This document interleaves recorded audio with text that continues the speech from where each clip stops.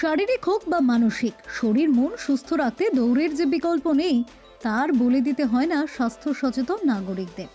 আর সে কারণে সকাল সকাল পৌটাথনে হাজির সস্টেক পুলিশ কমিশনার মনোজ ভার্মা। রোজ নিয়ম করে 10 থেকে 12 কিলোমিটার দৌড়ন।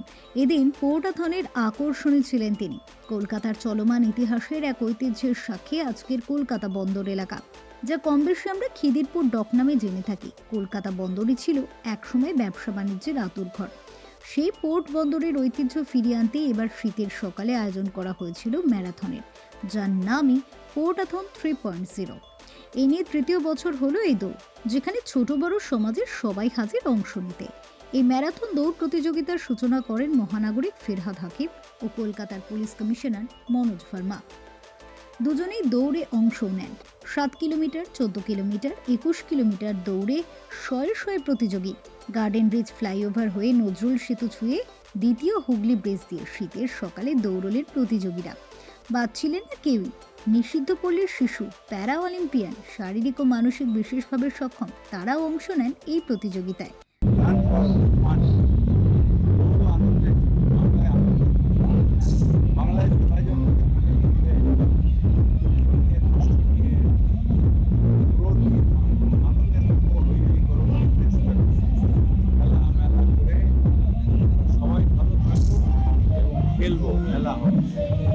যখন ও শুরু করেছিল এবং টয়নার কাছে ওটা নতুন, কিন্তু এই যে 3 বছরে অনেক কিছু বদলে গেছে, অনেক বেশি পার্টিসিপেন্টস এবং দুর্দান্তভাবে একটা অনুষ্ঠান করা এবং সেটাকে সাড়া দেওয়াটা একটা ব্যাপার।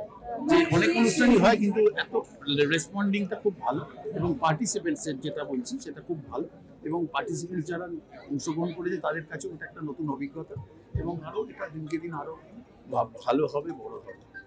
যে আমাদের মনে হয় যে পজিটিভিটি, ফিটনেস, প্রোডাক্টিভিটি এইগুলোকে নিয়ে যদি আমরা আগাই তাহলে আমাদের দেশের ভবিষ্যতের জন্য অনেক ভালো।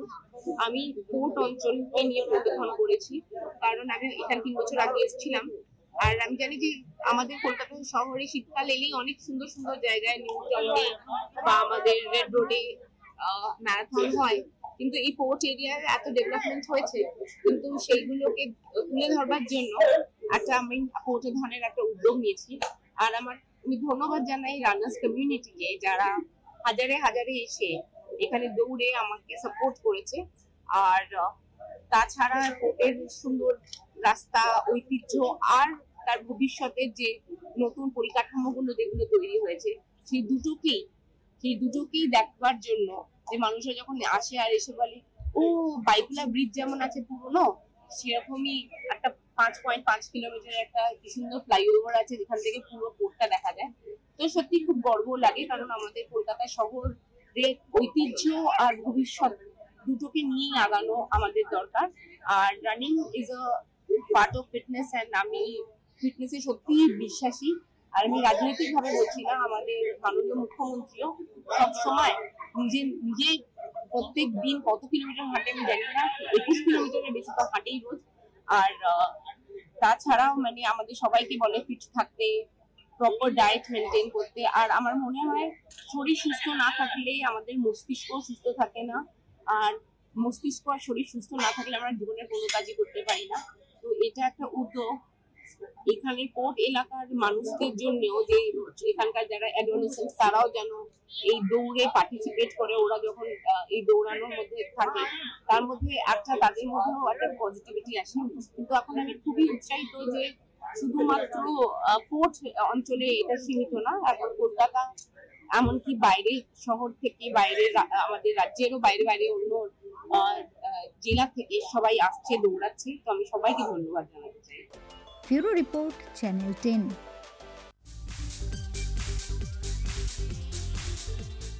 মানুষের পাশে দাঁড়াতে বিশেষ উদ্যোগ রামকৃষ্ণ পালে। যেখানে মানুষ সমস্যায় পড়েন সেখানেই তাদের পাশে দাঁড়ান রামকৃষ্ণ পাল। এবার বরানগর পৌরসভার 9 নম্বর ওয়ার্ডের পুরপিতা তথা পুর